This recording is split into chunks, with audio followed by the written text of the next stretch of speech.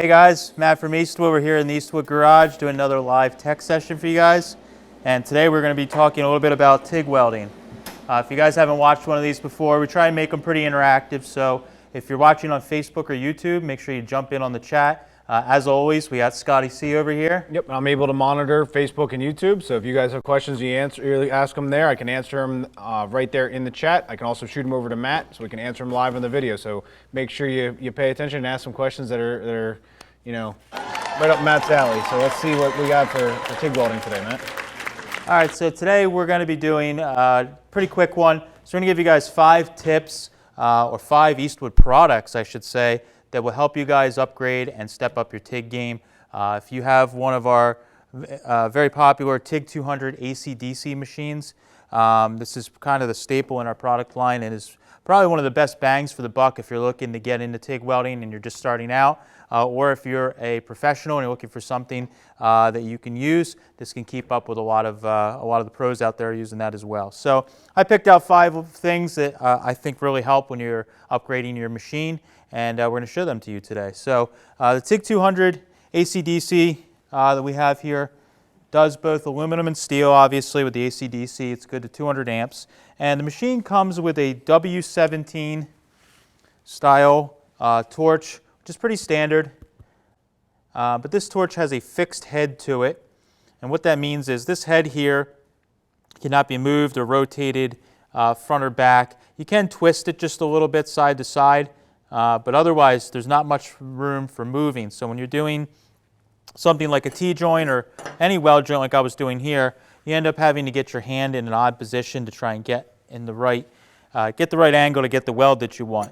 What you can do, a big upgrade, and you guys were asking for this, so we did come out with it, was to get a flex head torch for our machines. So this right here is our WP17F. This is our flex head torch. So they're basically the same torch.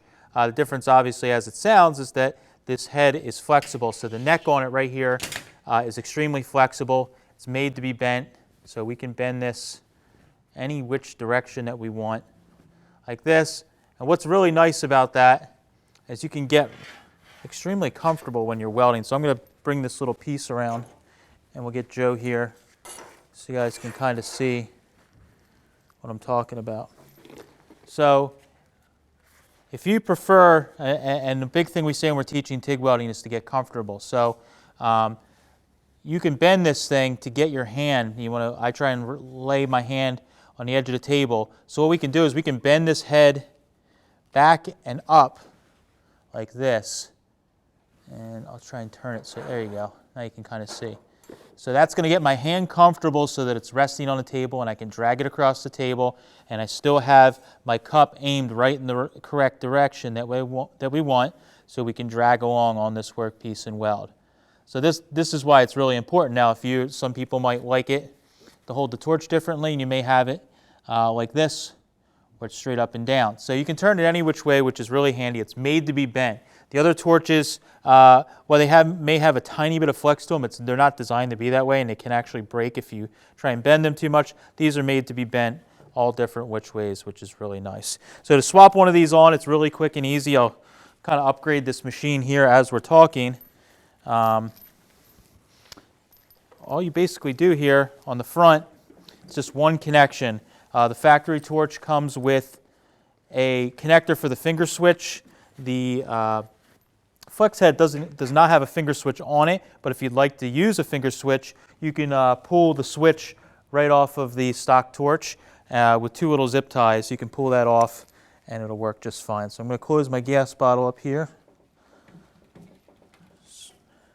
and we'll lose just a tiny bit of gas when we swap this over here. But so what we can do is just loosen this like so. So we'll take our old one off here. This gives us both our electrical connection, contact with the thread-on part, and it's also running the gas through it. So what we can do is it's just a direct fit. Thread that guy right on there, make it hand tight, and then you can take your wrench and just snug it up like so. And we're pretty much ready to go. This torch is hooked up, And that's pretty much it to get our torch set up for using the flex head. Really quick and easy. So the next thing, as far as upgrading the torch goes, we'll keep this flex head. The torch comes with both torches come with a standard cup on them. What I call a traditional style cup setup. So this has a cup that's fairly small, and the collet body on this has a couple little holes drilled around the outside here. That is much like you'd see on like your MIG welder. When you open your MIG welder nozzle up, you'll see the little holes drilled. Same kind of idea, and it puts gas out, and it basically bounces inside of the cup, and then eventually puts the shielding gas outside of it. Not quite as efficient as it could be, so a nice little upgrade is to upgrade to a gas lens set, which we have sitting here. And we'll get Joe to get in and let you guys see those, and I'll also show it on the table kind of close here. So a gas lens, the nice thing with a gas lens is it actually has a screen in the lens here. And we'll get in close so you guys can see. Bear with us for a second here. So this has an actual screen inside of it. What that does is actually fogs the gas out, which is really nice. It's going to give you more efficient gas flow. It's going to give you better coverage so you can have more stick out on your tungsten, which actually allows you to get into tighter areas if you need to. So the other thing to notice is the cup here is much larger, so the actual diameter of the area where the gas is coming out is bigger, so it's going to fog a larger area, which again, it's going to give you better gas flow. So to swap this over, it's super simple. We've already taken off the, stay here, Joe. Let me show you how to swap it. We're doing little parts right now, so we'll have to be close on here. So we'll have the collet body here. So we unthread that, and you can actually, the collets do swap over, so keep them in case you need extras. The kit does come with them. We have a kit here that has 6 through 8 and 9 in there. So 6, 8, 9. It has for the cup size in there. And then we also have a kit here that has 10 through 12. And the difference in those is just the major cup size. So if you want to do like that, so you can really see the difference there. That's going to really give you a ton of gas flow, great coverage if you're trying to get that nice coloring that a lot of guys are looking for. Using the larger cup size and cranking your argon up is going to give you that. So we do have an additional kit, again, something you guys were asking for, so we came up with a kit with more with a larger selection. So the collet goes inside the collet body here. You can use either the one in the kit or the one that was in your torch. That guy threads on. Oop, we got an adapter here. We got the adapter that slides on there. That threads in like so. We tighten it down till it's nice and snug in there. And then we can screw our cup on.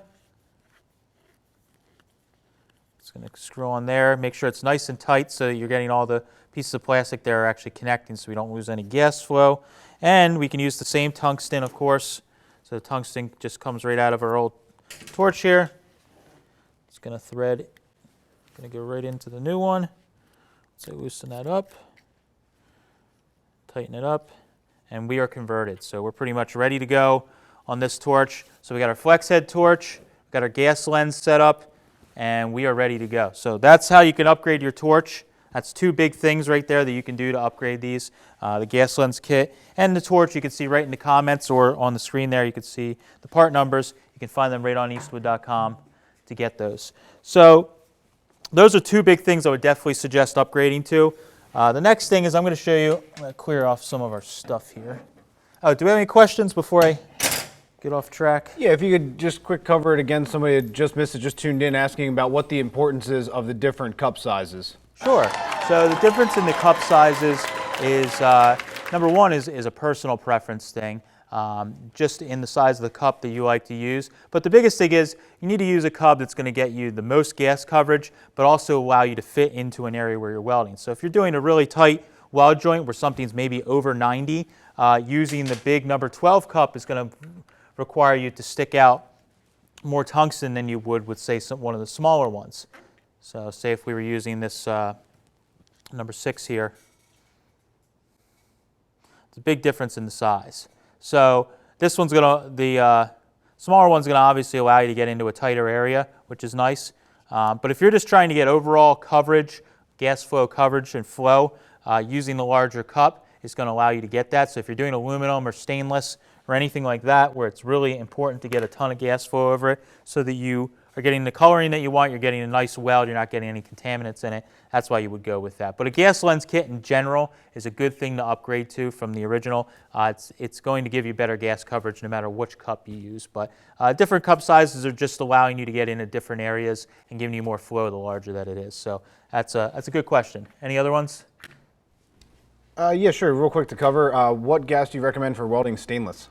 Okay, pretty much 99% of the time you're using 100% argon when you're welding with a TIG welder. There is some small instances where you may use other gas, but for 99% of stuff you're doing, and I'm going to assume most of you guys that are watching and gals that are watching and doing automotive, you're going to be using 100% argon. So you don't necessarily need to swap your bottle for argon, but if you're doing something that is like, say, exhaust tubing or something like that, you may need to do what's called back purging, where you actually run a separate tee off of your argon line and you run it inside the piece of the tubing with plugs in it so that it's actually shielding the back side of the weld so that you don't get any contaminants on the back side of the weld and a crack may form on the back side. So, but argon is just fine. Good one. That's it. All right, cool. So that's it for the torch upgrading. Next thing I'm going to show you is the pedal that comes with the Eastwood TIG 200. Does its job, it works well. Has the adjustment on the side of it so that you can adjust your amperage on the fly while you're welding. But what we've had is a lot of requests over the past number of years for a pedal that is more of a rocker style pedal. What can happen, especially if you're wearing larger work boots, is you can catch your toe on the edge of the pedal and it makes it hard to get the pedal pushed all the way down. So what we've done is we've offered an upgrade now where you can get a rocker style pedal that has a little area on the bottom here where you're actually resting your heel on the bottom of the pedal and your whole entire foot is on the pedal. This is going to keep it so if you're pumping the pedal while you're welding, it's going to allow the pedal, because your heel's on it, the pedal's not going to move. With this style, when you pump the pedal a lot, it may tend to just walk a little bit on you. So with this, by putting your heel on it, it's getting the pedal firmly planted on the ground, and you can work the pedal. And also just a little more ergonomic when you're welding. It's a little more comfortable to get on that. So to swap this over, again, really quick, they have the same entire plugs on them. If you're ordering this welder, ordering this pedal upgrade, and you may have an older one of our machines that may have a plastic plug on it, make sure you're checking what you have before you actually order it.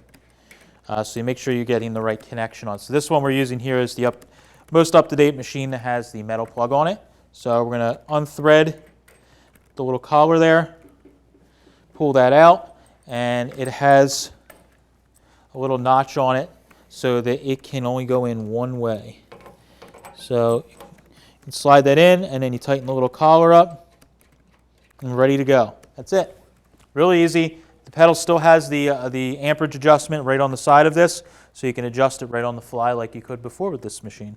So it's pretty much the same, just a lot more ergonomic, and it's going to give you a better feel when you're welding, which is really nice. So that's the TIG pedal upgrade, our third item. So the last two things that I have, make sure if you have any questions, drop them in to Scott, and we can answer those for you. But the last two things we have is actually kind of concerning keeping the metal clean. So tips for cleaning the metal. I would highly suggest getting a set of stainless brushes. We offer both the large style here. We also have mini brushes that are stainless. The stainless steel brushes are probably the best thing you can use when you're doing TIG welding for cleaning the metal, because the metal needs to be very clean. So even if you get a fresh piece of steel like we have here, that looks and seems pretty clean, but it actually has a oily kind of coating on it that they just put on just so that it doesn't flash rust while it's sitting at the mill or sitting at your depot waiting to get purchased. So what you can do is you could take one of these stainless brushes here, and we'll get in close so you can see what it looks like before. And so it's fairly clean in here, but like I said, there is a coating on that. So what we can do is we can take the stainless brush, and if there's anything loose on it, you can definitely get it off, but we're going to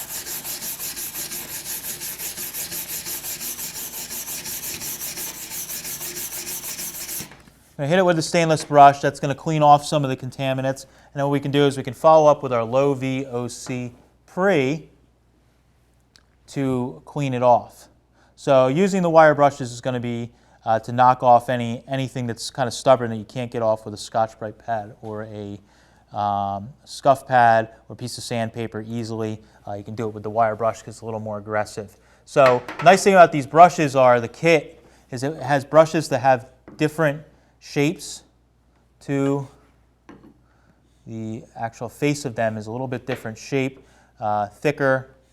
Some are thicker than other, longer than other. My favorite one is probably this one right in the middle here. It actually has it kind of comes to a point in the center here. I'm trying to turn it so you guys can see. There we go.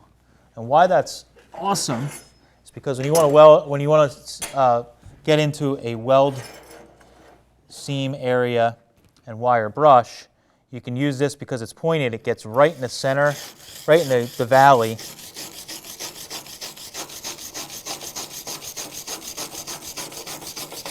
And we can clean really well. So that's going to get right in here, and that's where you can see actually it's nice and silver and clean metal right in the valley of that weld, which is where we're going to be putting the heat and actually adding our weld, which is really nice. So this one in the kit is probably my favorite one because it's really nice for getting the valley of the weld seam. So again, I kind of hinted at the low VOC pre. Make sure you're using a good cleaning product that is going to be compliant for TIG welding. Our low VOC pre is the one that we definitely suggest for cleaning off. It's going to give it's a nice mild cleaner, number one, and number two, it does not leave a residue behind that's going to be harmful to you when you're welding. If you're using a product like a brake clean or our chassis clean or even our normal pre, is a little heavier, and what it does is it may leave a residue that when you actually weld with it, it may put a gas out that's not good for you. So you can use our low VOC pre, and what I like to do is I actually spray it, kind of douse one of these scuff pads here with it, and then I will use the scuff pad, and you got to work pretty fast because the stuff does dissolve pretty quick, which is great when you're welding, when you want to weld quickly. So what we get is a nice clean piece. That's still flashing off there, but we're getting a nice clean piece that we hit with the wire brush to take off any little bit of coating that's on there, and also we're using the low VOC pre to just get any of that oils or grease or anything right off of it pretty quickly. Any questions we got, Scott? Sure, we got a quick one. Bill asked if you can use stainless steel brushes on aluminum as well. Yeah, stainless steel brushes are okay to use on aluminum. The thing that I would definitely suggest, though, is to, at the very least, if you're buying this kit, separate at least one of these brushes, if not a full kit of brushes, separate for using only on aluminum. Because aluminum is softer than the stainless steel, it's not going to really put any of the stainless into the as long as your brushes aren't in really bad shape, it's not going to put it into the aluminum.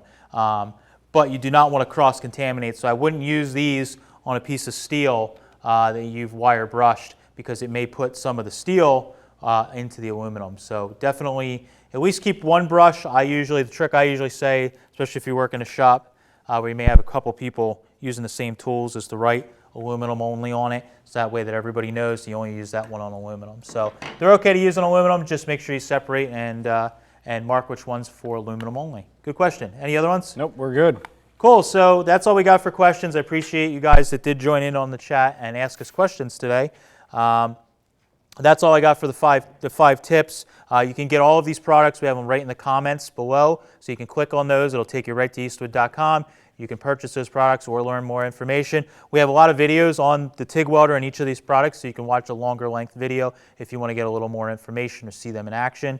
Definitely check that out on the product page. If you have any ideas for future broadcasts, definitely leave us a comment on the video, and we will do our best to try and put those out for you guys. If you have any ideas for projects, we'd love to hear those so we can maybe gear up and do some of those for you guys. So thanks, guys. I appreciate it. Catch you later.